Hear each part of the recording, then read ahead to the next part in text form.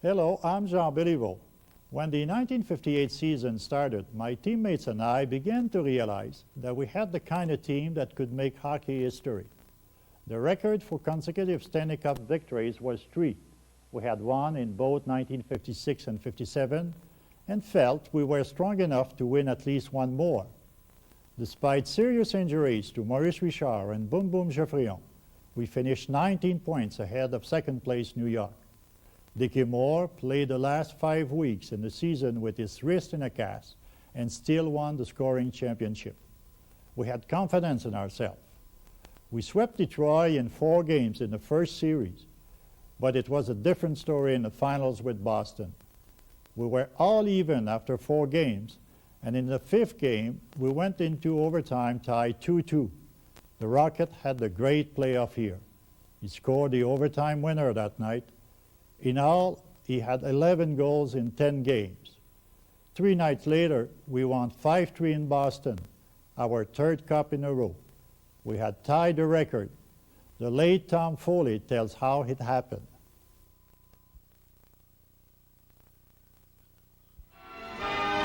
This is Tom Foley inviting you to step into the Montreal Forum and join 15,000 fans in watching hockey history. It's October 19th, 1957. All eyes are on the familiar number 9, the fabulous Maurice Rocket Richard. It's a regular National Hockey League game between Montreal Canadiens and Chicago Blackhawks. But it's also the night that the Rocket, hockey's greatest goal scorer, will attain the remarkable total of 500 goals. No other player has even reached the 400 mark. And so here tonight, early in the 1957-58 campaign, entertainers who provide thrilling excitement for millions of appreciative fans. Detroit's great Gordie Howe could be the next 500 goal scorer. At 30 years of age, he has now scored 386 times in regular league play. In this 57-58 season, he won the Hart Trophy as the league's most valuable player, and it was the 4th time he has won it. Once again, he was the All-Star right winger, the 6th time he has been voted to the first All-Star team. Howe has also won the scoring title 5 times. In the season just completed, he missed 6 games through injuries and finished 4th, 7 points behind scoring champion Dickie Moore of Montreal. In the semifinal playoff, the Rocket overshadowed all performers, scoring 7 times in the 4 games. And even the overall brilliance of Gordie Howe couldn't stop the powerful Canadiens from winning in 4 straight games.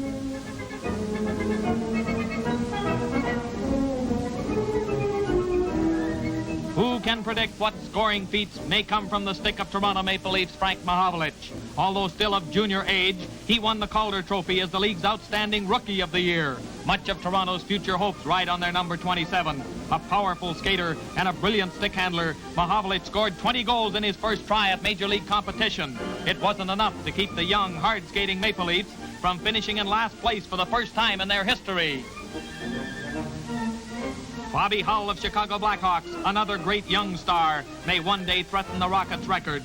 This St. Catharines, Ontario graduate, wearing number 16 for Chicago, finished a close second to Mahovlich for the Rookie Award. He scored 13 goals and added 34 assists for 47 points in his first year in hockey's strongest league. He also could have played junior for another year. Husky and rugged, Hull represents a strong argument for Chicago fans who say their Hawks will improve on their 5th place finish in years to come. For Camille Henry, New York Rangers' tricky scoring artist, it was an outstanding season. This elusive, quick-thinking sniper, number 21, weighs only 150 pounds. He received only 1 penalty all season and won the Lady Byng Trophy as the player best combining clean play with ability. Nicknamed Camille the Eel, he scored 32 goals and was named to the league's 2nd All-Star team. Toronto's Dickie Duff must be included whenever you talk of scoring. Another example of triumph of skill over size. The 160-pound Duff, number 17 for the Maple Leafs, now 22 years of age, has already scored 70 goals in 3 seasons of play. His 26 goals in the 57-58 season led all Toronto marksmen. Now take a look at Elmer Moose Vasco. The stars of hockey are not confined to the scoring kings. Defenseman Vasco has added color and drive to the Chicago Blackhawks. Only 22 years of age, he's 6'3", weighs 208, and has completed his 2nd year in the National Hockey League. Determined on the attack, rugged on defense, Chicago say he will be one of hockey's big names for many years to come. In this well-balanced league, Glenn Hall of the 5th place Chicago Blackhawks was rated the year's top netminder. The fact that the Hawks missed the playoffs didn't stop the voters from recognizing Hall's fine work in the Chicago Nets, and he was named the All-Star goaltender. And for Marcel Pronovost, solid and yet freewheeling Detroit defenseman, it was his first All-Star award. Pronovost, who has worn number 3 for the Red Wings for 8 seasons, fulfilled the promise often predicted for him. This 28-year-old 175-pounder was a choice for the second All-Star squad.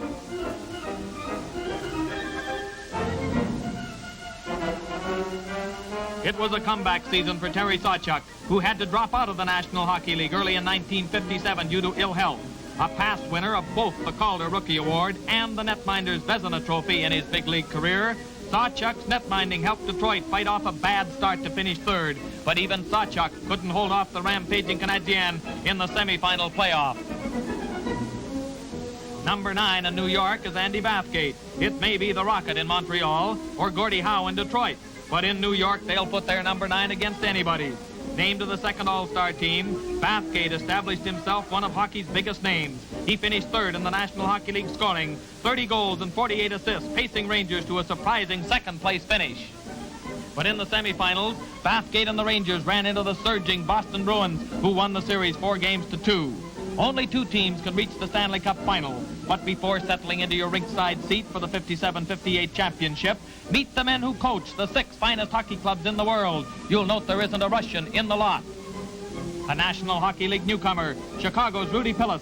While compiling an amazing coaching record with St. Catharines Juniors, he sent many of the present Hawks to Chicago. Last year he joined them as their coach. All-time Boston Bruins great Milt Schmidt. 3rd year of coaching, twice in the final. Sid Abel of Detroit, former great player, back as Red Wings coach. Ex-Canadien player Billy Ray completing his first year as coach of the Toronto Maple Leafs. 3 Stanley Cups in 3 years, Toe Blake of Montreal Canadiens. Bill Watson of New York Rangers, 3 straight years in the playoffs.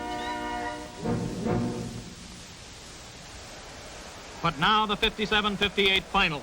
Montreal Canadiens in dark sweaters, who finished first with a staggering 19-point margin, setting an all-time club scoring record of 250 goals, trying for their 3rd straight Stanley Cup. The grimly determined challengers, Boston Bruins, a big, strong team, which fought off a string of injuries to finish 4th and then eliminate Rangers. There was talk of an easy 4 straight win for Canadiens, but Boston quickly established the fact it would not be easy, and there would be no 4 straight. On Montreal ice for the opening game, Boston in the light-colored uniforms. Slow motion shows you how Leo Boivein's shot was cleared in the nick of time by Montreal's Claude Provost. And Leo Levine, plunging headlong into the Montreal net, sets the style for the all-out play that featured the Stanley Cup final. Here's the Boston Uke line. Busick, number 9. Bronco Horvath, number 6. Vic Stasiak, number 7. And Busick missed another great Boston scoring chance.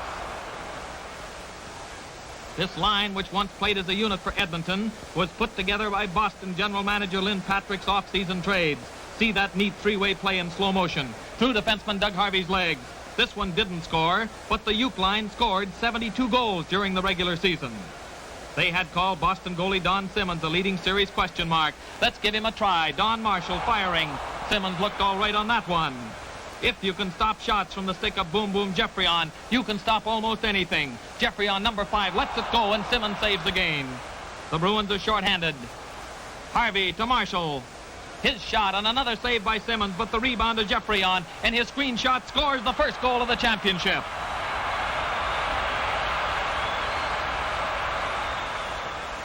That feared Montreal power play shown in slow motion. Here is Marshall's shot. A good save by Simmons out directly to Boom Boom. With 3 men blocking Simmons' view, it's the opening goal of the series. Second period, Marshall to Bob Turner. A drop pass. A good shot by Beliveau. A better catch by Simmons.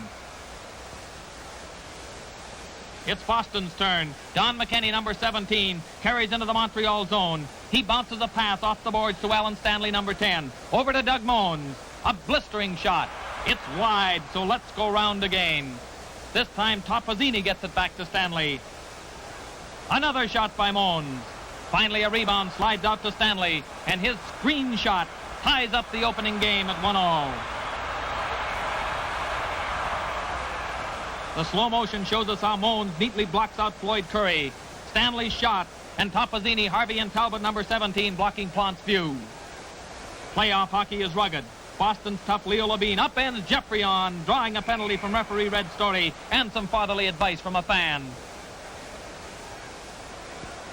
A Boston penalty means the Montreal power play, one of the most potent of all time, including Harvey, number 2, scoring champion Dickie Moore, number 12, Rocket Richard, number 9, Beliveau 4, the 5th wearing number 5, Geoffrion. Against this task force, you can't make a mistake. Simmons dives out to grab the puck and misses. One quick pass and Moore scores. Montreal leads 2-1. Third period. This rush sets up one of the game's stiffest body checks. Saint Laurent shoots on Simmons, who makes the save. Returning is Bronco Horvath, number 6, and a resounding collision with Rocket Richard. Don't try to tell Horvath that the high-scoring Rocket doesn't check as well as score. And the Richards combine, Henri to Maurice, forcing another great save by Simmons. The rookie winner of the previous season was the Bruins' Larry Regan, an Ottawa product and a great stick handler in the Capital's tradition of Cowley, Sid Howe, and the Bouchers. Regan wears Milt Schmidt's old number 15. On a line with Norman Johnson, number 18, and Leo Labine, 16, they added scoring punch to the Bruins' attack. Here they are with Doug Mons, 19, on left defense, and Fern Flaman. This quintet forces Plant to make some brilliant saves to prevent a tying goal. It was a forward line put together late in the season, as Schmidt did some successful pre-playoff juggling.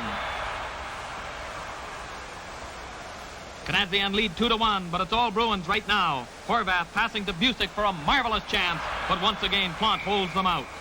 This every-man-up Boston attack must lead to some Montreal breakaways. The Richard firm again, but another Simmons save. And now the first game is over. It was a tight fit, but the highly favored Canadiens, before their hometown fans, win the opener 2-1. The second game, also in Montreal. The referee, Eddie Powers.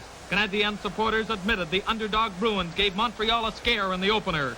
Some said Canadiens were off color and won out even though they'd played a bad game. There was more talk of a 4-straight series. The Boston players set out to prove that the close opener was no fluke. The speedy Regan led a rush, a pass to Johnson, and a quick Boston goal after only 20 seconds of play.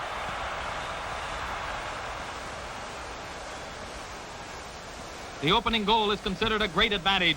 Boston didn't have long to enjoy it. A Bruin penalty, the Montreal power play, and a bullet shot by Boom Boom Geoffrion. After 3 minutes and 12 seconds of play, it's a tied hockey game. All right wingers and right-handed golfers should benefit by this slow motion.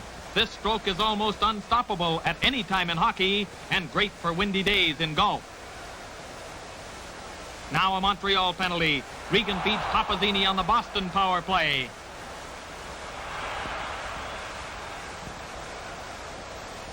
A goal mouth pass to Don McKinney. A pile up and it's in the net. And Montreal fans realize this series is going to be quite a battle. The Bruins have the lead at 2-1. They're playing rugged, aggressive hockey. Canadiens with the man advantage. Are you still wondering about this fella Simmons? It's a close call, but he makes the save on Geoffrion's shot. Boston defenseman Leo Boyven, number 20, didn't score a goal all season. Noted as a blocking rear guard, he too catches the spirit of the Bruins' fired-up drive. And in the Montreal Forum, they begin to realize that Bruins are showing no respect at all for the defending champions' awesome power or the pre-series odds. The pace of this game is lightning fast. Bruins attacking again 5 strong. They have Montreal bottled up. A pass from Flaman to Horvath. He shoots on Plant. Boone, number 24, is ready to give it some help, but it's not needed. Horvath's goal sends Boston into a 3-1 lead, still in the first period. It's not too often throughout the 1957-58 season, when Montreal lost only 17 of the 70 games they played, that they were trailing 3-1 in the first period. But this is clearly a Boston night, and a busy night for Jacques Plante. Mac, are you sure this is the same Boston club we saw all season? If Montreal fans thought 3-1 was bad, watch Larry Regan, number 15, around 1 man, around 2 men. His shot is screened by Leo Labine, and it's 4-1 Boston. Well, if we can't beat them, let's join them. Oh, for Harvey. Now that's more like it. Harvey won the James Norris Memorial Trophy as the league's top defenseman for the 4th time in the 5 years it has been presented. Canadiens trail by 2 goals in the second period. But that's not insurmountable for a team which scored 250 goals in 70 league games. Another power play and several good Montreal scoring chances. But some more brilliant goaltending by Don Simmons preserved the Boston lead. And that Clarabelle at the office told me we'd have no trouble with Simmons. It's still the second period. This game is still far from won or lost. The Montreal firepower is putting Simmons to one of the sternest tests of his career. He sprawls full length to stop Rocket Richard. And now the stop that may have saved the game. A close-in chance for the deadly Boom Boom Geoffrion. But he too is a Simmons victim. A dangerous Boston breakaway with Horvath number 6. Ahead to Stasiak, and Plante stops his shot, but Horvath fires the rebound high into the net. You can't believe Bruins lead 5-2. Take a look in slow motion. Plante saved on Stasiak. There's the puck and the shot. Bruins win to tie the series 1-1. Let's all go to Boston.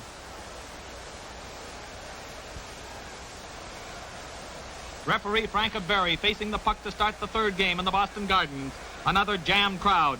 Every game in the series was played to standing room only attendances. Boston's 5-2 win right on Montreal ice to tie the series stirred up greater interest everywhere, as clearly the Bruins were a serious threat to Montreal's attempt to win a third straight Stanley Cup. Only one other team in the Cup's history, Toronto's Maple Leafs in the late 40s, won the Stanley Cup 3 seasons in a row. The night was warm in Boston, but the pace again was downright hot. Experienced hockey men marveled at the sustained speed of the entire series. In many games, it was predicted the teams would have to slow up in the third period, but these superbly conditioned athletes never let up. Out of his net, defenseman Bob Turner lending a hand. Still a scoreless deadlock, but a major break with a penalty to Boston's Bronco Horvath. And so Bruin fans see the onslaught of Harvey, Geoffrion, Moore, Beliveau, and Rocket Richard. Slow into the open side. The pocket Rocket finished second to teammate Moore in the league scoring. His goal sends Canadiens into an imposing 2-0 lead. Boston driving back, but Jacques Plante in and out of the Montreal net stops both pucks and rival players. Henri Richard again for the Habitants. This time he does pass to Brother Maurice, and another blistering shot runs the count to 3-0 Montreal.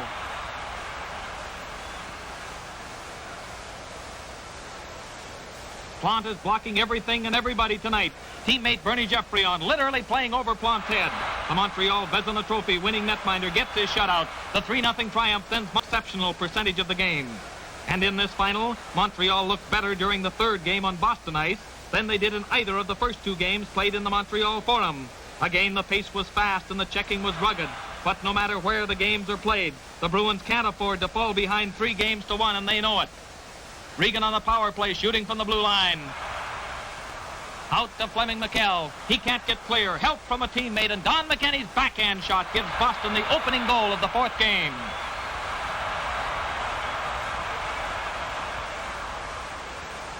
This slow motion shows us how McKell can't get away from Marshall number 22 and Talbot 17. McKenney actually takes the puck away from his own teammate. But I don't imagine McKell had any. But see, the green light is on, signifying the end of the period. The puck's in. Plante protests. Referee Story indicates the period was over. No goal. In slow motion, see the light. The puck out in front. Now they score. But the green light means the period is ended. The red light cannot be turned on. A little electrical help for the referee. Stasiak leading the Boston attack. And a wide shot by McKenney. Another shot by Stasiak, and this one is deflected in by McKenney. One of the 9 goals he scored in the Stanley Cup playoffs. It's Boston in front, 2-0. In this period, Montreal lost the services of defenseman Dollar Saint Laurent. He later admitted he hurt his cheekbone in the third game of the finals, but kept it quiet. This check by Leo Levine left no doubt. A broken cheekbone, and he was out for the series. Take a special look at Bruins. He was sensational in the series. He led all players in Stanley Cup statistics. 5 goals and 14 assists. His 19 points just 1 short of an all-time playoff record. This pass sets up Topazzini, who scores. It was the 13th of 14 playoff assists for McKell, a new Stanley Cup record.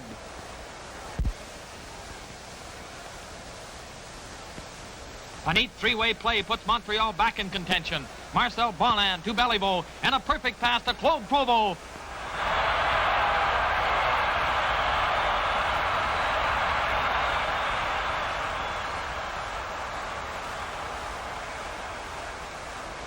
Hockey poetry in slow motion on that Bonan to Beliveau to Provo goal. The camera lets you get in on an argument of whether this puck went in or not. Watch the puck closely in this slow motion picture. In the net or hit the post. Take your choice. Either way, it didn't matter. Bruins win. The series is tied at 2 games each, and we'll all go back to Montreal. Game number 5. Referee Eddie Powers facing the puck in Montreal. And by this time, it's clearly one of the finest series of Stanley Cup history. The pace and speed of each and every game is freely called the greatest of all time. The bumping is heavy. The checking is for keeps. But the series never came close to getting out of hand. Working in rotation, officials Red Story, Eddie Powers, and Frank Barry never had a serious Donnybrook. Despite the fact that these teams played 6 tough and bitterly fought games, there were only 2 major penalties in the entire series, only 1 misconduct. Still considered unproven when the 57-58 schedule started. Then an injury put him out of action. When he returned, he had to win his job back from the veteran Harry Lumley. Bruins general manager Lynn Patrick and coach Milt Schmidt insisted he was a first-rate Major League goalie. His work in this series left few dissenters. Here's a fancy save by Plant, but it rolls out to Alan Stanley. His shot bounces around in front of the net, and the scrappy Fleming McKell makes a specialty of bouncing puck. In slow motion, McKell on the rebound, rolling it just out of the reach of the sprawling Plant. It's a 1-0 lead for the Bruins. But not for long. A face-off early in the second period. Beliveau number 4 snaps the pass to Geoffrion, and it's tied up.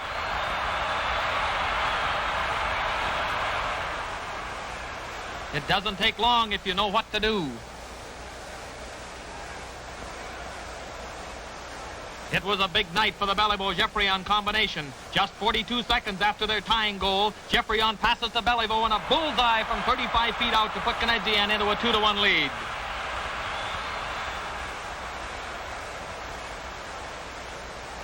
Late in the second period, Canadiens looking for some insurance. The Goyette, Provo, Pronovo line gets a scoring chance, but Simmons keeps the Bruins within range.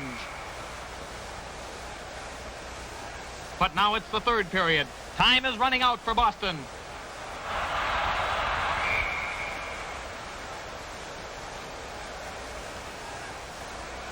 Less than 10 minutes in regulation time. Boyven attacking for Boston. That's Horvath with a blistering shot that Plant deflects but can't stop, and the game is tied 2-2. Game winner. Beliveau starts away from Montreal, but his slap shot is wide. And the Bruins, who have forced the overtime play so far, have another threat going. This time, Plant makes a key save from the stick of Buddy Boone. Get ready for his greatest goal scorer. Once again, the scene shifts to the Boston Garden. Canadiens lead the series 3-2. The Bruins face elimination on their home ice.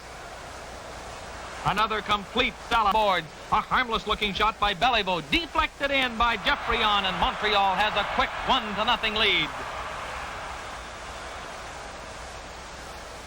Bruins have fought from behind before, and Topazzini's pass gives McKinney a scoring opportunity. But there's more trouble for Boston in an old familiar package. Rocket Richard scoring his 11th goal of the playoffs, just one short of the all-time Stanley Cup record, which Richard shares with his teammate Jean Beliveau. A 2-0 deficit is quite a problem at any time, but trailing by 2 goals in a crucial playoff game against a club like Montreal could be downright discouraging. Not to the undaunted Bruins. They maintain that constant attack, this time led by Doug Moans, number 19. With a drop pass to McKinney, who puts Boston back in the picture with his 9th goal of the playoff. Second period, Canadiens are now less than 40 minutes away from a 3rd straight Stanley Cup, and they realize they have Boston in trouble. Jean Belivau's rush gives them a chance for an insurance goal, and Don Simmons moves quickly to stop Maurice Richard from close range. Little things can mean a lot. Fleming McKell just misses stopping Geoffrion in center ice. A pass up to Beliveau, a slap shot, and a 3rd Montreal goal. Now it's an imposing 3-1 lead for the Habitants. The desperate Bruins now need a big rally. Vic Stacey, a powerful, hard-skating wingman who scored 21 goals in league play, gives Buddy Boone a scoring chance. A neat grab off the back of his glove by Jock Plant. A mistake with the deadly boom-boom Geoffrion around is invariably costly. A stolen puck from Leo Boyven, and Geoffrion turns this bit of hockey larceny into a fourth Montreal goal. It means that with only 20 minutes and 34 seconds of play remaining, the Bruins now trail 4-1. Down 3 goals, facing elimination, time running out against a powerful opponent. What chance is there? If the Bruins should finally wilt, who could blame them?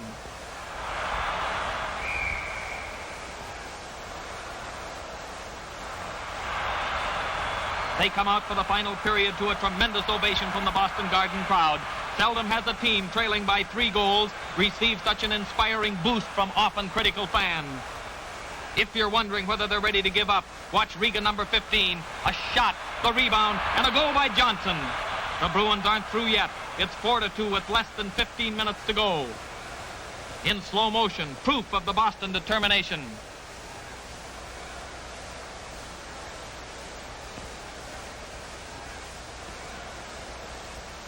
If the Montrealers had any ideas of letting up when they got that commanding 4-1 lead, they soon found out that there's no room for any relaxation in this series.